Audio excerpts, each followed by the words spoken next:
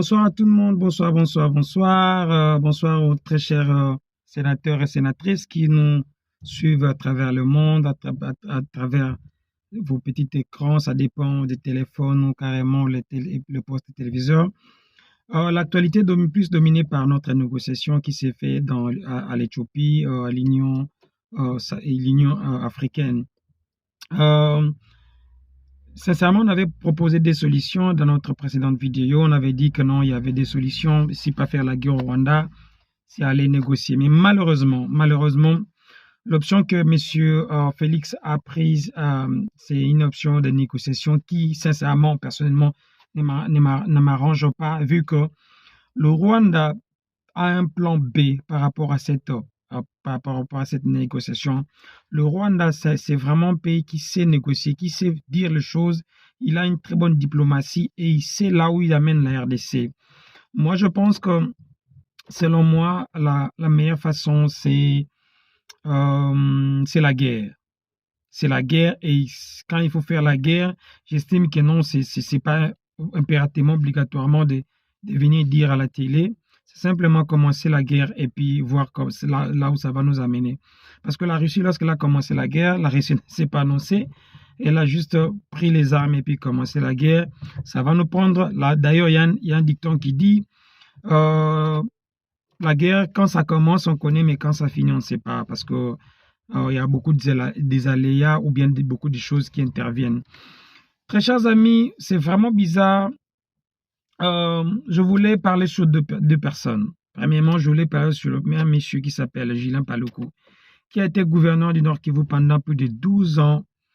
Et ces messieurs-là, mine de rien, avec un visage angélique, paraît comme un innocent, mais il faut faire très attention avec ces messieurs. Il est très dangereux.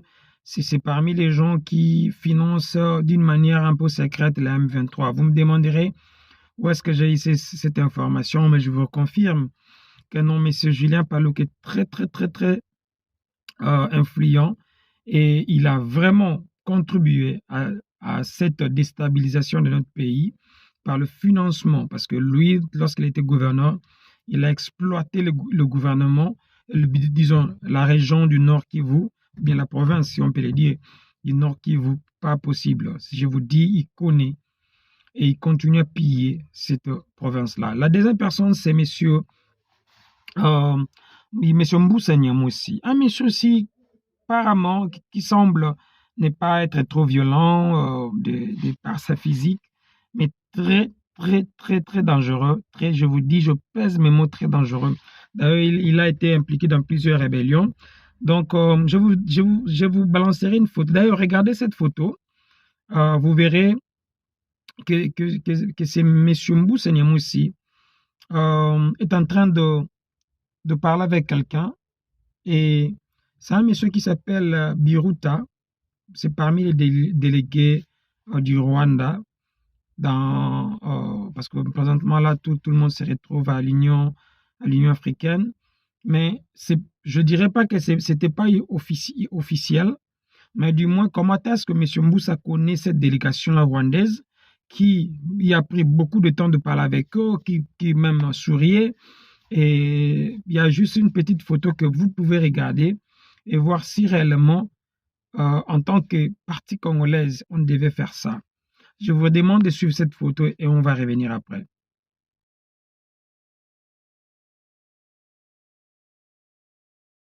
Très chers frères et sœurs, ça c'est M. Mboussa que vous venez de voir.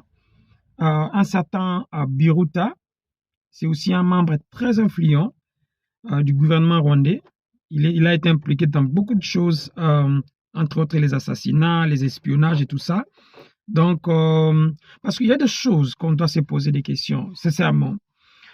Nous sommes en conflit direct avec le Rwanda. En réalité, nos ambassades devaient être fermées. C'est-à-dire, notre ambassade et l'ambassade du Rwanda devaient être fermées, premièrement. Deuxièmement, les frontières devaient être fermées. La Burundi l'a fait. Qu'est-ce que la Burundi a fait? Le Burundi plutôt. La première des choses, il a d'abord fermé ses frontières avec le Rwanda. Parce que les relations ne sont plus au beau fixe.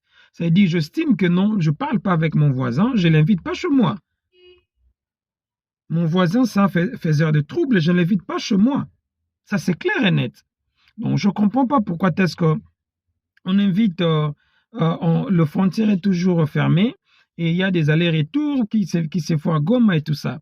On devait fermer les frontières. Deuxièmement, les ambassades, on devait chasser l'ambassadeur rwandais et faire revenir notre ambassadeur de notre côté. Naturellement, c'est comme ça que la diplomatie fonctionne. Mais on n'arrive pas à comprendre comment est-ce que notre gouvernement opère et n'arrive pas à faire ça. Je vous dirais une chose. Si le Rwanda nous a demandé, parce que la délégation rwandaise a demandé à l'Union africaine de dire que non, ils veulent la paix, que la RDC puisse négocier, en fait, la paix viendra que dans le dialogue. Le dialogue, qu'est-ce que le Rwanda veut? Le Rwanda veut faire ce qu'il a fait pendant l'époque de Kabila. Ça veut dire intégrer le M23, le FDLR dans notre armée congolaise. Continuer à nous espionner parce que petit à petit, on démasquait certains Rwandais, certains espions dans notre armée, dans nos services de sécurité, hein, on les arrêtait. Là, maintenant, là, il estime qu'il n'arrive plus à contrôler bien les choses, même si jusqu'au jour d'aujourd'hui, il y a toujours des gens qui travaillent pour le Rwanda. Il veut maintenant imposer ce dialogue-là pour que la finalité, c'est quoi? C'est que nous voulons nos armées, ou bien nos soldats puissent intégrer la FRDC et puis intégrer certains services de sécurité. Et de là, on va commencer encore à espionner. Parce qu'aujourd'hui, il y a l'un de nos diplomates qui dit la solution ultime, c'est de tuer Kagame. Oui, c'est bien beau. Mais Kagame a créé tout un régime, tout un système, que même si Kagame n'est plus là en tant qu'individu, mais son système demeure. C'est-à-dire, celui qui viendra après, il sait que non, s'il baisse le bras, le Congo va leur dominer, le Congo va leur gouverner. Alors qu'il va créer un système où que s'il n'est plus là, Kagame, celui qui viendra après lui, il va toujours continuer avec cette alignée. Par contre, chez nous, les gens sont encore dans les histoires ici, ils sont encore pour parler, patati patata. Alors qu'il faut prendre les choses au sérieux et faire des stratégies. Oui, nous sommes au front, mais la stratégie demeure toujours. Nous devons nous organiser, voir comment est-ce que politiquement, militairement, diplomatiquement, comment est-ce que nous pouvons arriver à coincer le Rwanda. Sincèrement, je me pose des questions. Dans notre parti, la partie congolaise, il n'y a pas de gens assez intelligents, assez stratèges. Sorry. Il n'y en a pas assez pour essayer un peu de créer des stratégies, essayer de bloquer le système rwandais. Il n'y en a pas assez. Moi, j'estime que non, à la place d'aller à Addis Abeba, sincèrement, c'est mon opinion, ça n'engage que moi. M. Félix devait s'humilier, chercher à parler avec certains acteurs politiques, entre autres M. Martin Fayulu, M. Katumbi, essayer de voir M. Matata Pogno, essayer de voir M. Adolphe Mosito, de se mettre ensemble. Il y a beaucoup aussi, Jean-Pierre Bemba, se mettre ensemble, être à huis clos, parler un peu. Parce que là, sincèrement, il s'agit du Congo. Nous devons nous mettre ensemble et voir comment est-ce que nous pouvons apporter une solution durable pour le Congo. Mais le fait de ne pas considérer les autres, penser que non, il a une bâton magique qui va trouver des solutions, je vous dis, vous vous trompez. Parce que dans tes déclarations, M. Félix, vous avez dit que non, toi et Paul Kagame, vous verrez simplement au ciel si en affaire, le contraire. Mais là, vous êtes à Addis Abeba en train de négocier. En réalité, vous ne devez pas le faire. Vous ne devez pas le faire. Vous devez avoir la confiance en soi, la maîtrise des choses. Vous devez en avoir. Ça veut dire, je sais que je ne suis pas fort physiquement, mais je peux compter sur des gens qui peuvent me soutenir. La diplomatie, papa. Il y a beaucoup de pays à travers le monde qui peuvent nous prêter main forte. J'avais parlé de BRICS. Qu'est-ce qui nous empêche de nous intégrer le BRICS? Parce qu'il n'y a pas une organisation qui nous bloque par-ci, par-là. Nous pouvons intégrer le BRICS et demander au BRICS d'essayer d'intervenir. Et là, ça ne sera plus Oui, parce qu'en réalité, toute intervention, il y a une contrepartie. Mais la contrepartie ne sera pas comme celui des Occidentaux. Ça ne sera pas la même. Parce que j'avais dit l'autre fois, beaucoup de gens ne savent pas pourquoi est-ce que le Rwanda a quitté la francophonie et intégré le Commonwealth. Parce qu'ils ont vu, ce sont vraiment des stratèges, ils ont vu que chez les francophones, il n'y a pas un pays, disons, essayons de dire les choses ouvertement, il n'y a pas un pays politiquement stable, économiquement stable. Tous les pays francophones sont dans les up and down. Sorry. Mais le pays anglophone, il y a une stabilité. Et le pays anglophone, lorsqu'ils ont un problème, tous les membres sont together, ensemble. C'est pas comme chez nous, le francophone, où lorsque le Congo Kinshasa a un problème, d'ailleurs, on utilise même le Congo Brazzaville pour essayer de faire du mal encore au Congo Kinshasa. Lorsque le Gabon a un problème, c'est la Côte d'Ivoire qu'on utilise. Lorsque le Cameroun a un problème, c'est le Niger qu'on utilise. Donc, c'est ça. Mais chez les anglophones, lorsqu'un pays a un problème, tous les pays vont voir qu'est-ce qui ne va pas et dit un mot. Depuis qu'on a commencé à faire ça, quel est ce pays-là, officiellement, c'est prononcé. À part quelques individus par-ci, par-là. Essayons de réfléchir ensemble. C'est louche. Il y a un ça ne va pas. Même la Belgique, qui est censée être nos parrains, nous protéger, nous donner main forte, ou nous donner la main, ne dit mot. Ne dit mot. Alors, moi je vous propose à ce que M. Félix, comme les Anglais disent, he may have to humble himself. He must humble himself. Try to speak to brothers and sisters. Il y a M. Martin Fayoulou, il y a M. Katumbi, il y a beaucoup de gens. Mettez-vous ensemble.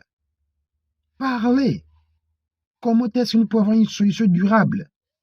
Et vous verrez, parmi les dialogues-là, vous verrez que non, il y aura des gens qui vont se dénoncer, ils vont fuir d'eux-mêmes. C'est ceux qui sont des mèches avec le Rwanda, ceux qui sont de mèches avec le 1-23. Aujourd'hui, M. Nanga, il s'est fait de zèle. Pourquoi? Parce qu'ils savent que non, il y a des frères close, qui sont proches de Félix, qui sont là, qui lui donnent des informations. Il y a des gens déjà, il y a son équipe qui est déjà tout proche de Félix. Si aujourd'hui il devient président, ces gens-là, vous les verrez, qui changent de position. C'est maintenant là. C'est maintenant, M. Félix, vous devez essayer de voir les choses claires. Je ne voulais pas parler beaucoup aujourd'hui, c'était dimanche, je viens plein de l'église, avec la famille, mais du fait que le Congo vraiment nous importe plus et le Congo nous tient à cœur et on tient à cœur plutôt les choses qui se passent au Congo. C'est pour ça qu'on voulait un peu faire ici cette petite vidéo pour essayer de vous dire qu'en réalité, il y a des choses qui ne sont pas bonnes chez nous. La diplomatie est 0, 0, 0. Fermons l'ambassade du Rwanda en RDC, fermons la nôtre chez eux là-bas, rappelez notre ambassadeur, chassez celui qui est ici, fermez les frontières. Fermez les frontières. Nous n'avons pas de problème avec les Rwandais, mais nous avons un problème avec le gouvernement rwandais. Nous ne voulons plus négocier. Et stop avec vos histoires de négociation là. Quelqu'un qui vous tue et vous voulez négocier, vous parlez avec lui. Mais c'est quel genre de raisonnement? C'est vraiment trop terre à terre. Sincèrement, je vous dis merci. Abonnez-vous pour les gens qui ne sont pas encore abonnés à notre chaîne. Nous avons beaucoup d'informations à vous donner, de partage comme d'habitude. Appelez-nous dans nos numéros. On affiche toujours nos numéros en bas ici. Et pour des échanges, bien sûr, pour ne pas des insultes. Si vous estimez que nous ne partagez pas les mêmes avis que nous, abstenez-vous de ne pas nous appeler.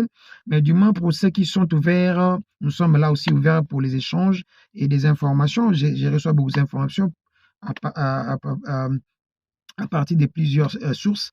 Pour ceux qui... Please, envoyez-nous des informations qui sont fiables. Ne nous envoyez pas des rumeurs ou bien des choses que vous avez inventées. Gardez bonne mille. Que Dieu bénisse le Congo. Nous avons toujours notre cœur qui est meurtri pour nos frères et sœurs qui sont à l'Est plutôt. Nous sommes avec vous. Jamais, alors en grand jamais, on va vous oublier. Que Dieu bénisse le Congo, comme je l'ai dit tantôt. Et ciao, à nous revoir à notre prochain numéro. Bye.